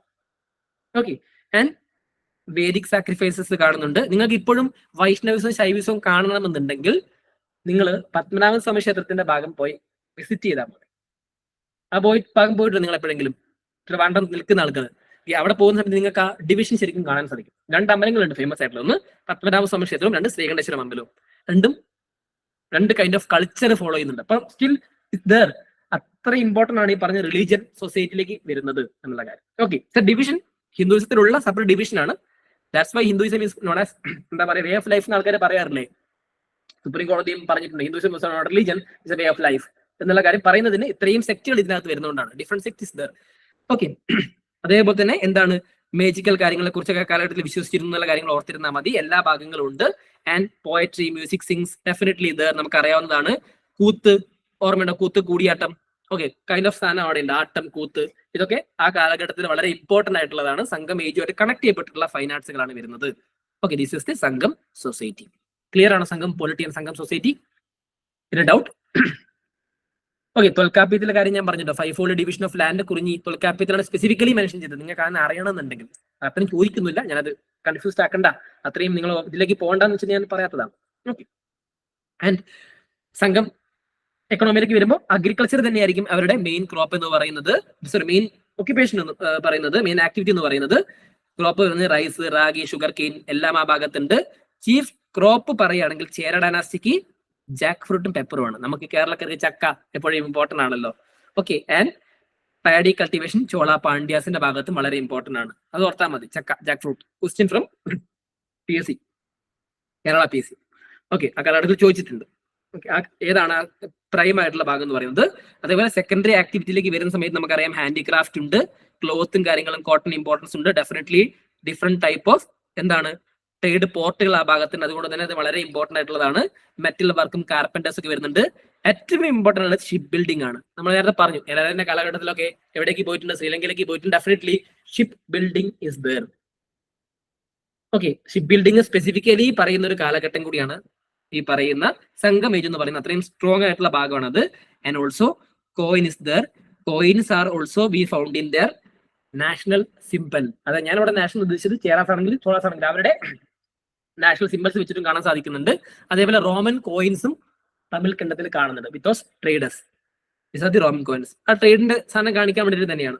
ഓക്കെ, അപ്പൊ ഇവിടെ പ്രത്യേകത എന്ന് വെച്ച് കഴിഞ്ഞാല് റൗണ്ടഡ് കോയിൻസ് അല്ല, സ്ക്വയർ കോയിൻസും മാക്സിമം കാണുന്നുണ്ട് എന്നുള്ളതാണ്. ഓക്കെ, ഞാൻ അതേപോലെ തന്നെ റോമൻ സാമ്രാജ്യത്തിൽ നിന്നും ഈ പറഞ്ഞ പോലെ എന്ത് കണ്ടുപിടിക്കുന്നുണ്ട്, സംഘം ഏജിന്റെ കാലഘട്ടത്തിലുള്ള കോയിൻസുകൾ കണ്ടുപിടിക്കുന്നുണ്ട് എന്നുള്ള കാര്യം കൂടി ഓർത്തിരുന്നാൽ മതി. ആൻഡ് നേരത്തെ പറഞ്ഞതുപോലെ തന്നെ കോയിൻസ് ഉണ്ടെങ്കിലും ബാർട്ടർ സിസ്റ്റവും ആ കാലഘട്ടത്തിൽ ഉണ്ടായിരുന്നു എന്നുള്ള കാര്യം കൂടി ഓർത്തിരിക്കുക. So different kind of system is there. അവർ മെജോറിറ്റിയും ഈ പറഞ്ഞ ലാർജർ ട്രേഡുകളൊക്കെ നടത്തിക്കൊണ്ടിരുന്നത് എന്തായിരുന്നു, കോയിൻസ് വെച്ചിട്ടായിരുന്നു. അല്ലാത്തതൊക്കെ നടത്തിക്കൊണ്ടിരുന്നത് ഈ പറഞ്ഞ ബാർട്ടർ സിസ്റ്റം വഴിയാണ്. Both are there. Okay, and major exports communities and import communities. നിങ്ങൾക്ക് ഊഹിക്കാം എന്തൊക്കെയായിരിക്കും എക്സ്പോർട്ടും ഇമ്പോർട്ടും വരുന്നത് എന്നുള്ളത്. സിംപ്ലി സ്പൈസസിന് ഇമ്പോർട്ടൻസ് ഉണ്ടാവും, കോട്ടൺ ഇമ്പോർട്ടൻസ് ഉണ്ടാവും, പേൾസ്, ഐവറി, ടിംപർ, സെമി പ്രിഷ്യസ് ആയിട്ടുള്ള സ്റ്റോണുകൾക്ക് ഇമ്പോർട്ടൻസ് കൊടുക്കുന്നുണ്ട്. മേജർ ഇമ്പോർട്ട് കമ്മ്യൂണിറ്റീസും പറയുന്നുണ്ട്. ഓക്കെ, ഹോഴ്സസ്, വൈൻ, ഗോൾഡ് എന്നുള്ള ഇതൊക്കെ എന്ത് ചെയ്യുന്നുണ്ട്, ഇമ്പോർട്ട് ചെയ്യുന്നുണ്ട്. Okay, especially in Rome. Okay, and these are the different trading port. നമ്മൾ നേരത്തെ പറഞ്ഞിട്ടുള്ള കോർക്കെ ആണെങ്കിലും, തൊണ്ടി ആണെങ്കിലും, പുഹാർ ആണെങ്കിലും, അരിക്കമേട്ടു, ഓക്കെ, ഇതൊക്കെ മുസിരി, ഇതാണ് മെയിനായിട്ടുള്ള പോർട്ട് എന്ന് പറയുന്നത്. ഞാൻ നേരത്തെ പറഞ്ഞ ക്വസ്റ്റ്യനും ഇത് തന്നെയാണ്. Okay, here the question from material, simple question ആയിരുന്നു ഇത്. Okay, done. അതേപോലെ തന്നെ source of revenue, land revenue വരുന്നുണ്ട്, കസ്റ്റം ഡ്യൂട്ടി വരുന്നുണ്ട്, ട്രാൻസിറ്റ് ഡ്യൂട്ടീസ്. ഈ പറഞ്ഞ പോലെ രാജാവിന് എന്താ ട്രിബ്യൂട്ട് കൊടുക്കുന്നത്, വാറിന്റെ ഡ്യൂട്ടി കൊടുക്കുന്നത്, പ്ലണ്ടേഴ്സ്, ലൂട്ടിംഗ് ആയിട്ടുള്ള കാര്യങ്ങൾ, അതൊക്കെ അവരുടെ സോഴ്സ് ആയിരുന്നു. അതായത് ഒരു ഡൈനാസ്റ്റി എന്ത് ചെയ്യും, മറ്റു ഡൈനാസ്റ്റിയിൽ നിന്ന് ലൂട്ട് ചെയ്തൊക്കെ എടുക്കും. അതൊരു ആ കാലഘട്ടത്തിൽ ഉണ്ടായിരുന്നു എന്നുള്ള കാര്യം ഓർത്താൽ മതി. These are the revenues mainly. Okay, പിന്നെ ചോള ഹെജിമണി ഒക്കെ കാണിക്കുന്നത് എങ്ങനെ ഇത് അവസാനിച്ചു എന്നുള്ളത്. ഓക്കെ, ഞാൻ നേരത്തെ പറഞ്ഞു ചേര, ചോള, പാണ്ഡ്യാസിന്റെ കാലഘട്ടം പറയുകയാണെങ്കിൽ ചോളാസ് എംപയർ എന്ന് പറയുന്നത് ഏകദേശം 185 AD കാലഘട്ടത്തിൽ ഗ്രാജുവലി ഡിക്ലൈൻ ആവുന്നുണ്ട്. Okay, due two of the lack of the powerful rulers. Okay, അപ്പൊ പവർഫുൾ റൂളേഴ്സ് ഇല്ലാത്തതുകൊണ്ട് തന്നെ ഗ്രാജുവലി ഡിക്ലൈൻ ആവുന്നു. ഓക്കെ, അപ്പൊ ലേറ്റർലി എന്ത് ചെയ്യുന്നുണ്ട്, ഇത് ഈ റൂളേഴ്സ് ഇല്ലാതെ ഗ്രാജുവലി ഡിക്ലൈൻ ആവുന്ന ഒരു കാലഘട്ടത്തിലാണ് ഒരു പുതിയ ഗ്രൂപ്പ് വരുന്നത്, കാലാബാരാസ് എന്ന് പറയുന്ന ഒരു ഗ്രൂപ്പ്. ഓക്കെ, പിന്നീട് ശേഷം ഈ പറഞ്ഞ കാലാബാരാസ് എന്ത് ചെയ്യുന്നുണ്ട്, ചേരാസിനെയും ചോളാസിനെയും പാണ്ഡ്യാസിനെയും തോൽപ്പിച്ച് അവരെന്ത് ചെയ്യുന്നു, അവിടെ ഡെക്കാൻ റീജിയനിൽ ഒരു ഡൈനാസ്റ്റി ഉണ്ടാക്കുന്നുണ്ട്, കാലാബാര ഡൈനാസ്റ്റി എന്ന് പറയും. ഓക്കെ, കാലാബാര ഡൈനാസ്റ്റിയിൽ അവർ തമിഴൊന്നല്ല സംസാരിക്കുന്നത്. എക്സ്പെഷ്യലി അവർ ഫോക്കസ് ചെയ്തിരുന്നത് ഹിന്ദുയിസത്തിനല്ല, ബുദ്ധിസത്തിനും ജൈനിസത്തിനുമാണ്. ഇത്രയും ഭാഗം നിങ്ങൾ ഓർത്താൽ മതി. കാലാബാരാസ് എക്സാക്ട്ലി നിങ്ങൾ പറയുകയാണെങ്കിൽ നിങ്ങൾ ബാഹുബലിയിൽ കാണുന്ന ഒരു കൈൻഡ് ഓഫ് ഗ്രൂപ്പ് ഇല്ലേ, അത്രയും ബ്രൂട്ടലൊന്നുമല്ല, kind of a tribal group is that is known as Kalabhras. Okay, ഒരു ട്രൈബൽ ക്ലാൻ ആണ് ഡെക്കാൻ റീജിയനിൽ. ആൻഡ് അവര് ഈ പറഞ്ഞ പോലെ പല രീതിയിലും കാലാബാരാസിനെ കുറിച്ച് അത്ര ഡീറ്റെയിൽസ് ഒന്നുമില്ല. നിങ്ങൾ ആകെ അറിയേണ്ട ഒരു ഭാഗം ഇത് മാത്രമാണ് കാലാബാരാസിനെ കുറിച്ചിട്ട്. And they are strong, powerful warriors also. Okay, and laterly കാലാബാരാസിനെ തോൽപ്പിച്ചിട്ട് എന്ത് ചെയ്യുന്നു, പല്ലവാസും പാണ്ഡ്യാസും വരുന്നു. അവരെന്ത് ചെയ്യുന്നു, ഇവരെ ഡിഫീറ്റ് ചെയ്യുന്നു. അപ്പൊ നിങ്ങൾ ഞാൻ കാര്യം പറഞ്ഞ് നിങ്ങൾക്ക് കണക്ട് ചെയ്യാൻ പറ്റുന്നുണ്ടോ, പാണ്ഡ്യാസ് വീണ്ടും വന്നു. പാണ്ഡ്യാസ് എങ്ങനെ വരുന്നു എന്ന് വെച്ച് കഴിഞ്ഞാൽ ഈ പറയുന്ന ചോളാസും ചേരാസും ഏകദേശം ഇല്ലാതായതിനു ശേഷം എന്ത് സംഭവിക്കുന്നു, പാണ്ഡ്യാസ് മൊത്തമായിട്ട് ഇല്ലാതാകുന്നില്ല, പാണ്ഡ്യാസ് നമ്പർ കുറയുന്നു. പാണ്ഡ്യാസ് എന്ത് ചെയ്യുന്നു, കാലബാരാസുമായിട്ട് എന്ത് ചെയ്യുന്നു, മാട്രിമോണിയൽ റിലേഷൻഷിപ്പിൽ ഏർപ്പെടുന്നു. ആൻഡ് ഗ്രാജുവലി അവരെന്ത് ചെയ്യുന്നു, അവരുടെ ഡൈനാസ്റ്റി ഒരു സൈഡിലൂടെ കൊണ്ടുപോകുന്നുണ്ട്. ലേറ്റർലി ഒരു സ്ട്രോങ് ഹോൾഡ് ആകുമ്പോൾ പല്ലവാസിന്റെ സപ്പോർട്ടോട് കൂടി എന്ത് ചെയ്യുന്നു, കാലബാരാസിനോട് യുദ്ധം ചെയ്യുന്നുണ്ട്. And the defeated Kalabhras almost in 620 AD കാലഘട്ടത്തിൽ. ഓക്കെ, ഇപ്പൊ ഇൻ ബിറ്റ്വീൻ കാലബാരാസിന്റെ കാലഘട്ടം എന്ന് പറയുന്നത് 3rd AD മുതൽ 7th AD വരെയുള്ള കാലഘട്ടമാണെന്ന് അറിയപ്പെട്ടാൽ മതി. ഓക്കെ, കാൽവാർസ് എന്നാണ് മീനിങ് തീഫ്, കാലബാരാസ് തീഫ്. അപ്പൊ ഊഹിച്ചാൽ മതി അവരുടെ എന്താണ് അവരുടെ ആറ്റിറ്റ്യൂഡ് എന്നുള്ളത്. പക്ഷേ ഞാൻ നേരത്തെ പറഞ്ഞ ബുദ്ധിസം ജൈനിസത്തിനാണ് അവർ പാട്രോണൈസ് ചെയ്തെന്നുള്ള ഒരു പോസിറ്റീവ് സൈഡ് കൂടി ആ ഭാഗത്തുണ്ട്. ഇത്രയും ഓക്കെ ആണല്ലോ. These are the consolidation of what I said. The table important ആണേ. ഓക്കെ, വളരെ ഇമ്പോർട്ടന്റ് ആണ്. ഇത്രയും ഭാഗങ്ങൾ നിങ്ങൾക്ക് ക്ലിയർ ആയെന്ന് വിചാരിക്കുന്നു. The question is here. Who among the following started Kannagi worship?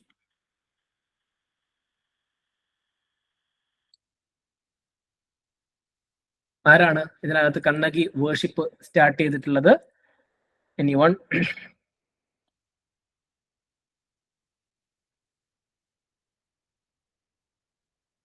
വേറെ ഏതെങ്കിലും ഓപ്ഷൻ? 4B അല്ലേ, സെങ്കുട്ടവൻ. അറിയാലോ എന്തുകൊണ്ടാണ് വരുന്നത് എന്നുള്ളത്. സെങ്കുട്ടവൻ എന്താ ബന്ധപ്പെട്ടത്? സെങ്കുട്ടൻ ആരുമായിട്ട് കണക്ട് ചെയ്യപ്പെട്ട ഒരാളാണ്. സെങ്കുട്ടവൻ ചേര ഡൈനാസ്റ്റിയാണ്. റീസൺ, എക്സ്പ്ലനേഷൻ എന്തെങ്കിലും പറയാൻ പറ്റൂ ആർക്കെങ്കിലും? ഞാൻ ഇപ്പൊ ക്ലാസ്സിൽ പറഞ്ഞു ഓൾറെഡി. എന്തായിരുന്നു എക്സ്പ്ലനേഷൻ ഞാൻ പറഞ്ഞിരുന്നത്? Ilango Adigal. Very good, younger. Okay, ഇളങ്കോടികളുടെ ബ്രദർ ആണ് സെങ്കുട്ടവൻ. ഓക്കെ, സോ അടുത്തത് ഓൾറെഡി ഇന്നത്തെ ഞാൻ എഴുതിയിട്ടുണ്ട്, എന്നാലും നിങ്ങൾക്ക് അറിയാവുന്നതാണ്. ചേരാസിന്റെ സിമ്പിൾ ഏതാണ്? ബോ. Cholas tiger, Pandyas fish.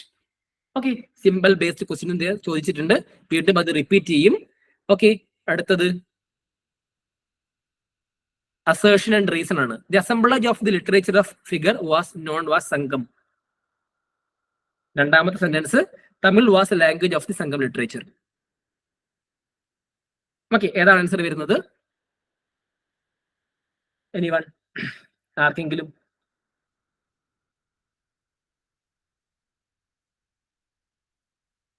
Read the question carefully. Then answer. How many of them are A? A പറയുന്ന ആൾക്കാർ ആർക്കുണ്ട് ഇതിനകത്ത്, ബി പറയുന്ന ആൾക്കാരാണ്. രണ്ട് ശരിയാ, നിങ്ങൾക്ക് ധാരണയുണ്ടാവും 100%. അല്ലെ? എ ഉള്ള ആൾക്കാർ ആരെങ്കിലും ഉണ്ടോ ഇതിനകത്ത്? Simple, B. എന്തുകൊണ്ടാണ് ബി വരുന്നേ? ബി ആണ് ആൻസർ വരുന്നത്. വായിച്ചു നോക്കിയാൽ നിങ്ങൾക്ക് മനസ്സിലാവില്ലേ? രണ്ടും കറക്റ്റ് ആണ് കിട്ടി അല്ലേ? ലിറ്ററേച്ചറിനോടെ സംഘം, സംഘം എന്ന് പറയുന്നത് എന്താണ്? തമിഴായിട്ട് ബന്ധപ്പെട്ട എന്തെങ്കിലും ആണോ? അല്ല. ഓക്കെ, ഒരു ഗ്രൂപ്പ്, അസംബ്ലേജ് ഓഫ് ഗ്രൂപ്പ് എന്ന് പറഞ്ഞു. ഓക്കെ, അതുമായിട്ട് ബന്ധപ്പെട്ട ഒരു സാരിയല്ലോ തരുന്നത്. സംഘം ലിറ്ററേച്ചർ തമിഴാണെന്ന് പറയുന്നുണ്ട്. കണക്ഷൻ തന്നിട്ടുണ്ടോ? ഇല്ല. So definitely not connected, but both are correct. Okay, അടുത്തത് ഹിയർ പോരട്ടെ. Answer match the following. Again the question here. ഏതാണ് വരുന്നത്? അരസർ എന്ന് പറയുന്നത് എന്താ? പെട്ടെന്ന് നിങ്ങൾക്ക് കിട്ടും അല്ലെ? അരസർ എന്ന് പറയുന്നത് റൂളിംഗ് ക്ലാസസ്. ഓക്കെ, ഏതാണ് വരുന്ന answer? C. Very good, very good. Keep preparing. Same questions repeating again.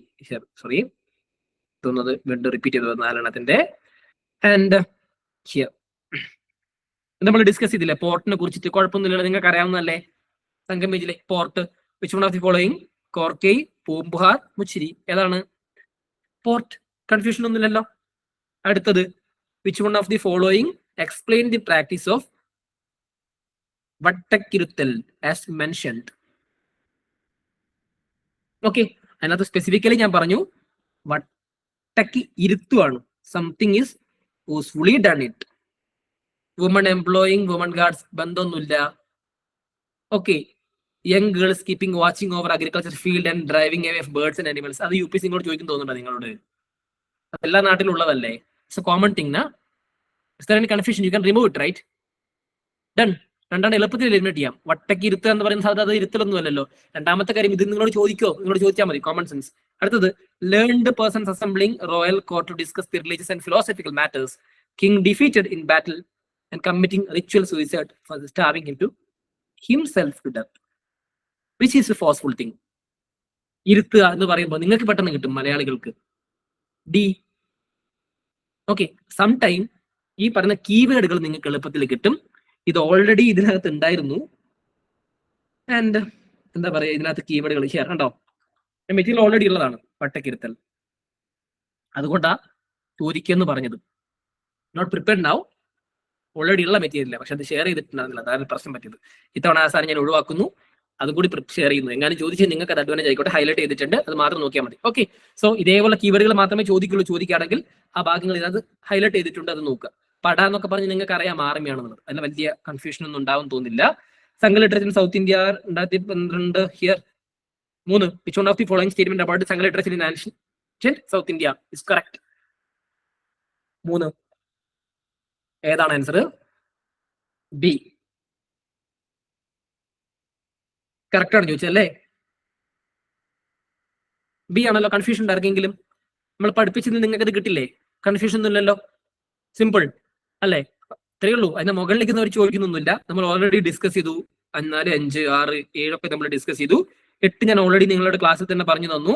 Ashokan major rock edicts which telled about the Sangam kingdom including 1998 question ആയതുകൊണ്ടാണ് അത് റിപ്പീറ്റ് ചെയ്യുന്നത്. എനിക്കറിയില്ല. ഏതായിരുന്നു? സി 2ഉം 13ഉം. ഓർമ്മയുണ്ടല്ലോ, മറന്നു പോകത്തില്ലല്ലോ. ഞാൻ കണക്ട് ചെയ്ത് തന്നിട്ടുണ്ട്. അടുത്തത് 1999 ക്വസ്റ്റ്യൻ. അഹോം പൂർവമാണ് അല്ലെ? Question number 9.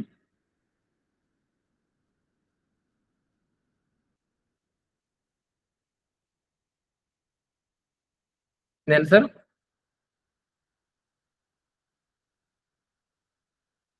again, think about once again. Okay, Aham and Puram poem of the Ferdinand Tirukkanakku group formed continuation of the Sangam composition. Confusion ഉണ്ടാവില്ല നിങ്ങൾക്ക്. ടേം ഒന്നും വെച്ച് നോക്കണ്ട. സംഘവുമായിട്ട് ബന്ധപ്പെട്ടതാണ് അഹോം പൂർവം. നിങ്ങൾക്ക് ധാരണയുണ്ട്. Definitely it's a right chance അല്ലേ? They were included under the post Sangam work as against Sangam work proper. ശരിക്കും പറയുകയാണെങ്കിൽ നമ്മൾ ഒരു കാര്യം പറഞ്ഞു വരുമ്പോൾ, സംഘം വർക്കിന്റെ കാര്യം പറഞ്ഞു വരുമ്പോൾ ലിറ്ററേച്ചറിൽ ഓക്കെ ഓർമ്മയുണ്ടോ? സംഘ ലിറ്ററസിൽ 3 സംഘം പറഞ്ഞു ഓർമ്മയുണ്ടോ? ഏത് സംഘത്തിന്റെ കാലഘട്ടത്തിൽ അത് വരുന്നത്? അഹവും പുറവും ഡിവിഷൻ ലാസ്റ്റ് ഫേസിലേക്കല്ലേ? Definitely it's a connecting. അതും നിങ്ങൾക്ക് ധാരണയില്ലാന്ന് വിചാരിക്കാം. ഒന്ന് കറക്റ്റ് ആണെന്ന് കിട്ടിയോ നിങ്ങൾക്ക്? കൺഫ്യൂഷൻ ഉണ്ടോ? ഒന്ന് കറക്റ്റ് ആണ് ആർക്കെങ്കിലും ഇതിനകത്ത്? സിമ്പിൾ അല്ലേ? It's fine. ഓക്കെ, നിങ്ങൾ സ്റ്റേറ്റ്മെന്റ് വായിക്കുമ്പോൾ ഇതിനകത്തൊരു ടേം UPSC തന്നെ നിങ്ങൾക്ക് തന്നിട്ടുണ്ട്. അന്നത്തെ സമയത്ത് അവർക്ക് തെറ്റുപറ്റുന്നതായിരിക്കാം, എനിക്കറിയില്ല, പക്ഷെ തന്നിട്ടുണ്ട്. Group of formed continuation of സംഘം composition. So something is will become continuing the Sangam composition. അതേ സെയിം സാധനം ഇൻഡയറക്റ്റ് പറയുന്നത് included under post Sangam work which is known as laterly is added എന്നുള്ളതല്ലേ രണ്ട് സെന്റൻസിലും ഇൻഡയറക്ട്ലി പറയുന്നത്. സെന്റൻസിലൂടെ വായിച്ചു നോക്കിക്കഴിഞ്ഞാൽ നിങ്ങൾക്ക് അത് കിട്ടുന്നുണ്ടോ? Done. Everyone is clear? Ajanya, Shweta okay അല്ലേ ഞാൻ ഈ പറയുന്ന ഭാഗം? ഓക്കെ, ഇതാണ് നമ്മൾ സെന്റൻസിലൂടെ വായിക്കുന്ന സമയത്ത് കിട്ടുന്ന ഒരു കാര്യം എന്ന് പറയുന്നത്. Praveena, Athira, done, clear. So അങ്ങനെ വായിച്ചു നോക്കണം നിങ്ങൾ എപ്പോഴും സെന്റൻസിലൂടെ. അപ്പോൾ നിങ്ങൾക്ക് ഏതെങ്കിലും കറക്റ്റ് ആണെങ്കിൽ കണക്ട് ചെയ്യുന്നുണ്ടോ? Definitely it's connected. Why? Because connect ചെയ്യാൻ സാധ്യത കൂടുതലാണ്. വൈ? ദേ എന്ന് അവർ ഓൾറെഡി പറഞ്ഞു തന്നു. ഓക്കെ, അത് എപ്പോഴും നിങ്ങൾ ഓർക്കണം. എ ആണ് ആൻസർ വരിക. 9 A is answer. Okay, so this is the total 9 question ആണ് ഇത്രയും കാലമായിട്ട് ചോദിച്ചിട്ടുള്ളത് എന്റെ ഓർമ്മയിൽ. ഞാൻ കൺസോൾട്ട് ചെയ്തിട്ടുണ്ട്. ഓക്കെ, സോ 9 ക്വസ്റ്റ്യൻസ് ആണുള്ളത്. ടേംസ് ഞാൻ ഇത് ഡിസ്കസ് ചെയ്ത സെഷനിൽ മൊത്തമായിട്ട് ഡിസ്കസ് ചെയ്ത ടേമുകൾ തന്നെയാണ് ഉള്ളത്.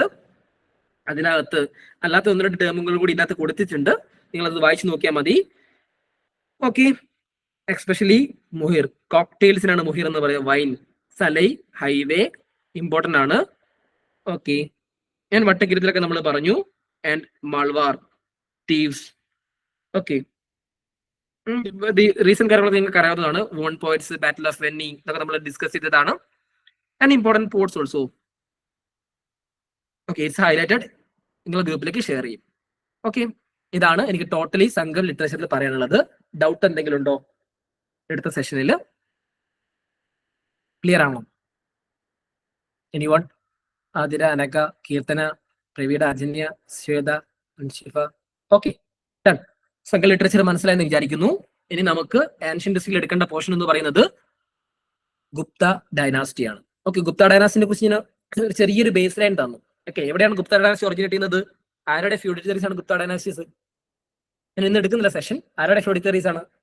കുഷാനാസിന് ഞാൻ പറഞ്ഞില്ല. കുഷാനാസ് എന്ത് ചെയ്യുന്നു? ഡിഫറെന്റ് ആയിട്ട് ഡിവൈഡ് ചെയ്യുന്നു. കുഞ്ഞു കുഞ്ഞു റീജിയണൽ കിങ്ഡംസ് ആയിട്ട് വരുന്നു. ആ റീജിയണൽ കിങ്ഡത്തിൽ ഒന്നാണ് എന്ത് പറയുന്നത്? ഗുപ്താസ് എന്ന് പറയുന്നത്. Laterly Gupta will become the powerful dynasty after Mauryans. Next we are discussing about the Gupta dynasty.